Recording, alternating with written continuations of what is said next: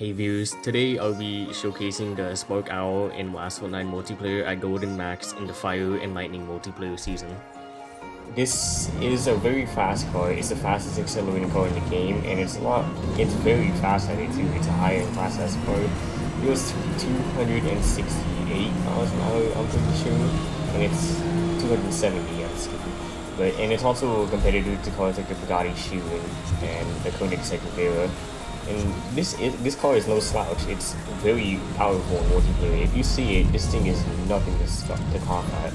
This is a very fast car, and it just keeps speed so well even with a very bad nitro efficiency. How does this car compare to the recent cars?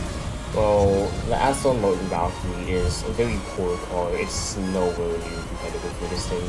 And the new Bugatti Veyron 16.4 Grand Sport by test, it's a good car. It might be a good car actually, but this car is still gonna be better than it. And the Venom F5, well, that's the new fastest car in the game by a long shot because it starts out at 500 kilometers an hour.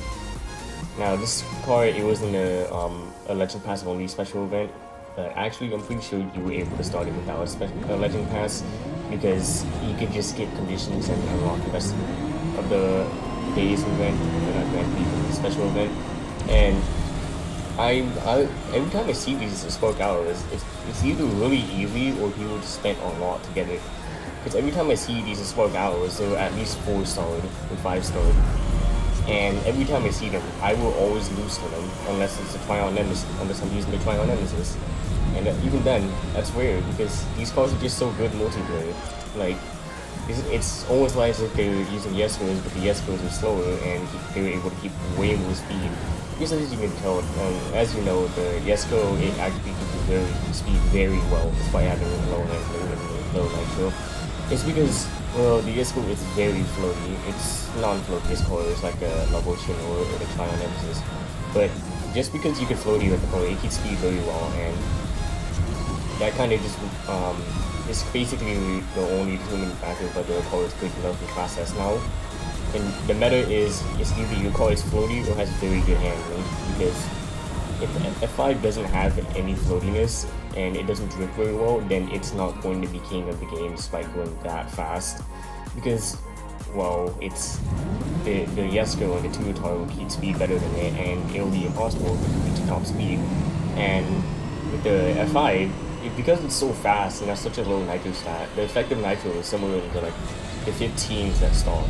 And once you 6-star it, it'll probably be in like the low 20s or low 30s. It won't be lasting very long, the nitro.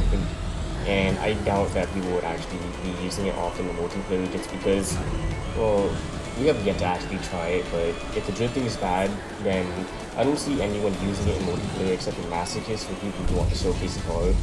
Because even someone like me, like, I usually drive with just really poor cars like the SCG or the 4GT. I usually drive those cars in multiplayer, but I would not be wise to take the Venom F5 out in multiplayer unless it's Golden Max, because, well, the nitro would be pretty much impossible to manage, and if the drifting is wide, then like it's very dangerous to use the car in multiplayer if the drifting is really wide, because, well, you can see with the Regera situation, well, the Regera actually does very well. So I'll use the pre-nerf or pre-buff Baby Blade.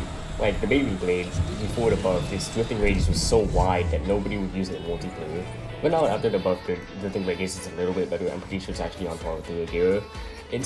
People actually use it in multiplayer. I've actually been seeing a good few of them in multiplayer, especially some people like Firefox, who is from Budenzi. I usually see him going around with Golden Max Baby Blade. I usually see someone in the Google Team Discord that I'm usually part of. I see him going around with Baby. Someone part of my team, H3MZ, he uses Baby Blade. They're actually becoming way more common now that it's had a burst speed, or I think it's burst speed. I forgot what it might be called.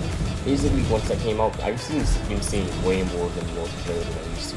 Especially since people now know how well it is after the buff. It's a really good car. The Baby Blade, it's long nitro, it's better than Sheeran and Regera. Now, back to the Aspark Owl, the Nitro is poor, as you can tell. It doesn't really last very long, but just because it has good acceleration, it doesn't really look like it. Because, well, the car can keep such a good speed around most of the track, like 270 miles an hour, and it can stay close to it most of the time. Well, if you use a car like the Koenigsegg like Jesko, well, you'd be running around at like around 240 until you can get to the straight. And then you go to the 360 right here, where the Jesko would probably pass, but this is Aspark Owl is drifting at like 150. And shocker, you can see how fast it can reach its top speed even after going through the sidewalk as it took the win. Like, this is the type of car I'd be scared to see in multiplayer, just because it's so powerful because of the acceleration.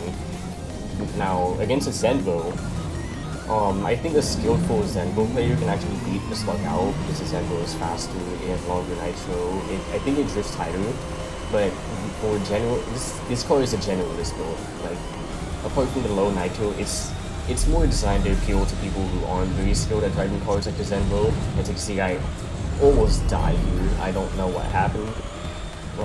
It's more built to appeal to the generalist. The car stat design, like the Tuatar. The Tuatar is more of a generalist. The Jesko is more of a professional drive style where you need to flows with a good time.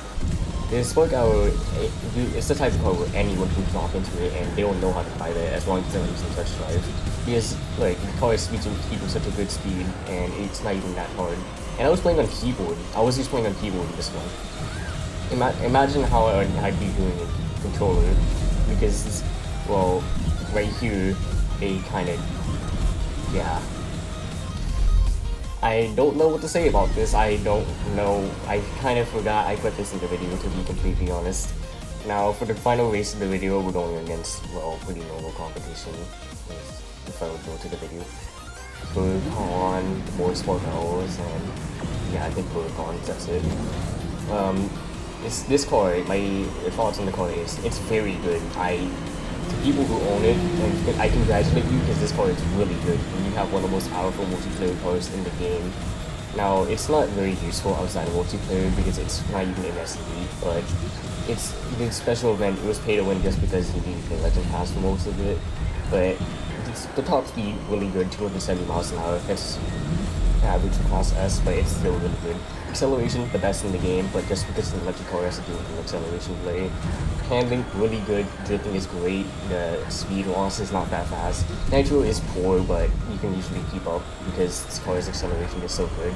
Overall, I think this is a really good car, and if you don't own it, or if I owned it, I would be using it way more often in multiplayer, but sadly I don't because I'm broke and I don't have any tokens. Now, I hope you guys have good luck in the day-run event, so thank you for watching. Maybe leave a like or comment, and maybe join my Discord. I'll hope to see you in my next video. Goodbye.